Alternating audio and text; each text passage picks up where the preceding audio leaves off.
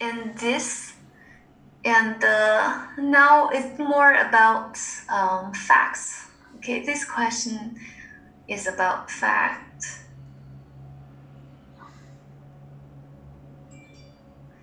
Again, there are more than one answers that could be chosen, so you can, this is simply a test of whether you have watched the video and whether you remember the result. So nothing technical.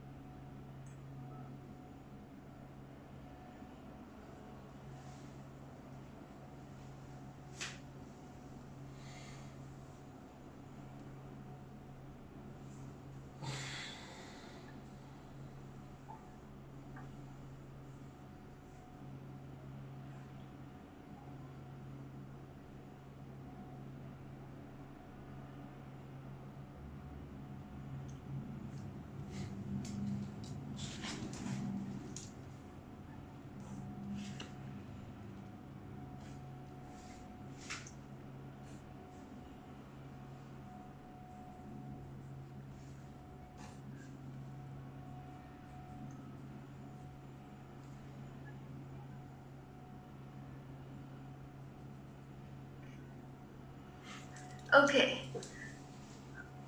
Yeah, actually, there's not much I can say about this one, but all of them should be the right answer.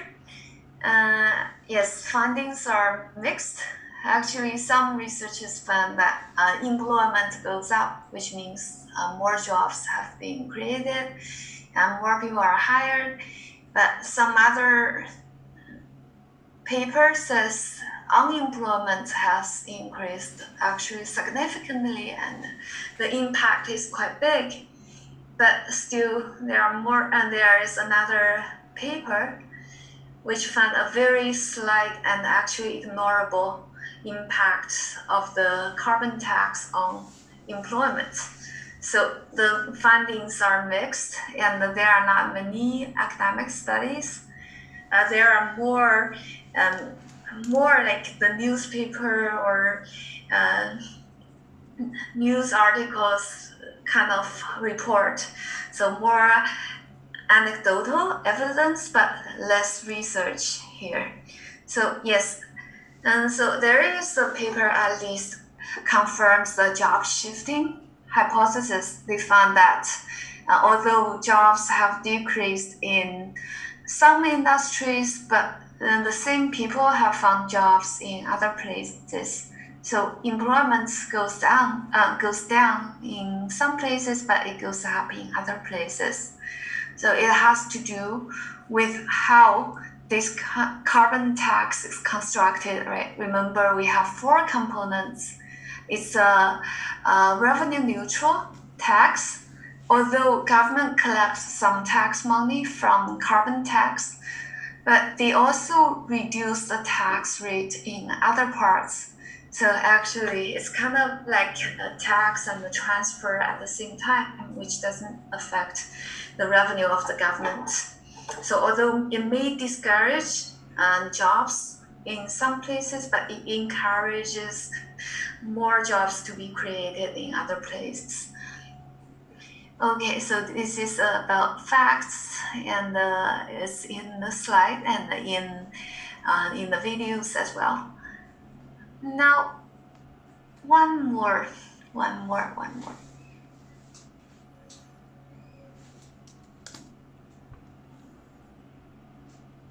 Will such kind of question appear in your exams? Maybe. Well, the majority of the questions will not be like this, but well, perhaps I will give a few questions simple, but it needs you to watch the videos. So I will give you a few questions like this in the exams. Yeah.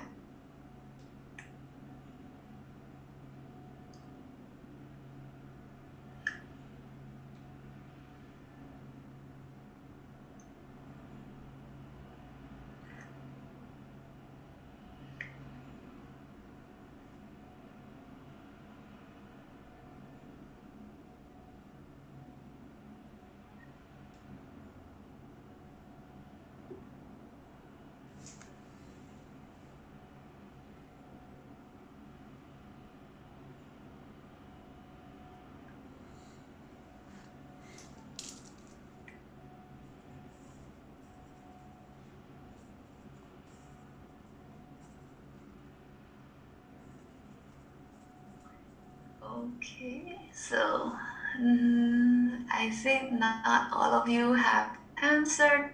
Perhaps some of you haven't watched the videos, so maybe you have no idea of Monte Carlo analysis. Yeah, but again, the majority get it right. Okay, so when there are uncertainty from more than two variables, so we know in many cases in real world, our analysis has uncertainty, right? That's normal. And when that is the case, we need consider what if the expected value is wrong, right? So we shouldn't just look at the expected value, but we should look at, for example, what is the percentage or what is the chance for the net benefit of this policy to be negative, and what is the chance that our estimate is correct, and what will happen in the worst case scenario, things like that. So we need to use either sensitivity analysis or Monte Carlo analysis. Their ideas are kind of the same. The goal for both of them is to see if oil price is different from what we expected, for example, then how safe am I that the net benefit is positive? Or maybe, oil price could be from here to here next year, and maybe the temperature could move within this range. And maybe there are other variables that could take any values in this range, but we can estimate a distribution of each of the variables. So if let's say the first is oil price, and maybe temperature is another variable, or maybe the third variable might be the Canadian dollar versus US dollar exchange rate, and there might be other variables which might affect the net benefit of a policy. If there is only one or two variables that can create this uncertainty, or in other words, as long as oil price is fixed, our net benefit is fixed, then we can simply plot the net benefit on the coordinate system with oil price on the horizontal axis. So maybe our policy sees this. It says if oil price is high, then net benefit is low, but otherwise net benefit is high, or it might be kind of this, depending on the story, right? Depending on the actual policy we're talking about. Now, if the oil price expectation or expected value of oil price is here, so okay, the expected net benefit might be here. But if oil price turns out much lower than the expected value, then the net benefit of this project will be negative. So actually you can calculate the likelihood for the net benefit to be negative in that case. And if there are only two variables which can cause uncertainty, then you can draw it with a three-dimensional diagram. But if there are more than two variables that create uncertainty, then you cannot draw it, and it doesn't really make much sense if you only consider one variable's uncertainty. Then you should use Monte Carlo analysis. And then you run maybe thousands or millions of simulations, and in each simulation, you take a value, so the computer will generate a value based on this distribution.